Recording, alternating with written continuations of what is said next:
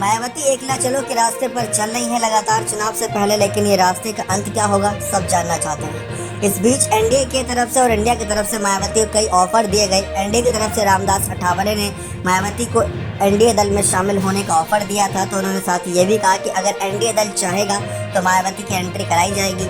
लेकिन मायावती का ये बयान भी आ चुका है कि वे एनडीए और इंडिया किसी के साथ हाथ मिलाने नहीं जाएंगी।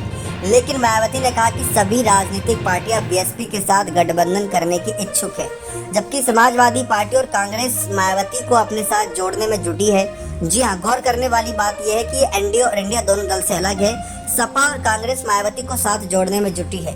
मायावती को साथ लाने के लिए कांग्रेस अखिलेश यादव को बाहर रखने के लिए भी तैयार है, ऐसी खबरें हैं, क्योंकि उत्तर प्रदेश कांग्रेस से हाईकमान पर दबाव बना है। अगर तीनों दलों यानी कांग्रेस, सपा और बसपा गठबंधन नहीं बनता तो अखिलेश की बजाय मायावती से गठबंधन का ज्यादा फायदा होगा। इसका कारण कांग्रेस और बसपा दोनों का वोट बैंक दलित मुस्लिम वोट ही है। अगर वह जुड़ गया तो उत्तर प्रदेश में भाजपा का रथ रुक जाएगा।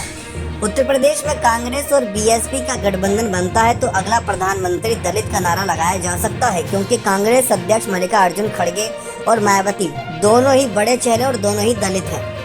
ये राजनीति देखने को मिल रही है।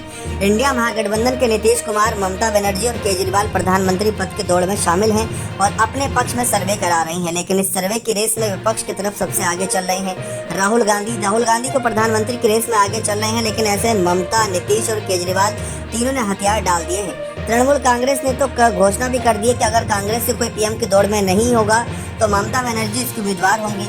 चुनावों में तो अभी 7 महीने बाकी है, लेकिन चुनावी बिगुल बजने से पहले लालू ने राहुल की शादी के बाद कर बाराती बनने की घोषणा कर तीनों की रिश्ते लगभग बाहर कर दिया। हालांकि राजनीतिक पंडितों का कहना है कि कांग्रेस अंतिम समय में नया तुरुप का इक्का पत्ता चल सकती है।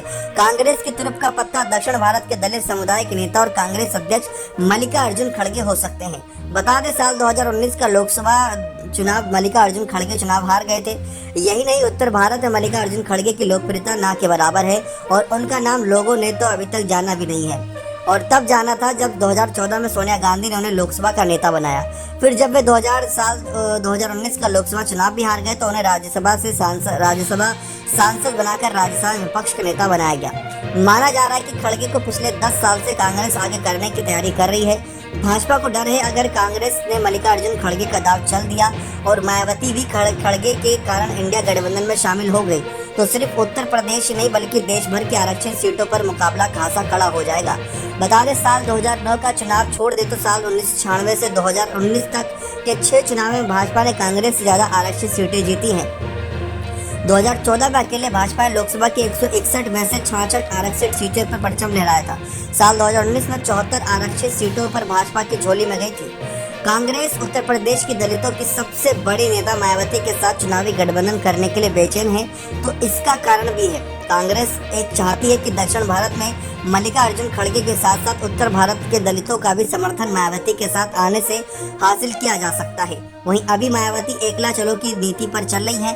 5 राज्यों में चुनाव अकेले लड़ेंगी ताकि ज्यादा से ज्यादा राज्यों में विधायक जिताकर उन्हें राज्य सरकारों में शामिल करवाया जाए। उसके बाद लोकसभा चुनाव से ऐन पहले वह हो सकता है कि कांग्रेस के साथ समझौता कर भाजपा की यूपी में मिट्टी पलित करने में कांग्रेस का साथ दे दे।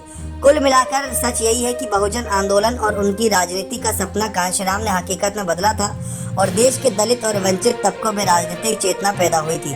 वे आज मायावती के हाथ में और कुछ महीनों में पता चल जाएगा कि उनका स्टैंड एकला चलो का है या कांग्रेस के साथ एक होकर चलने का।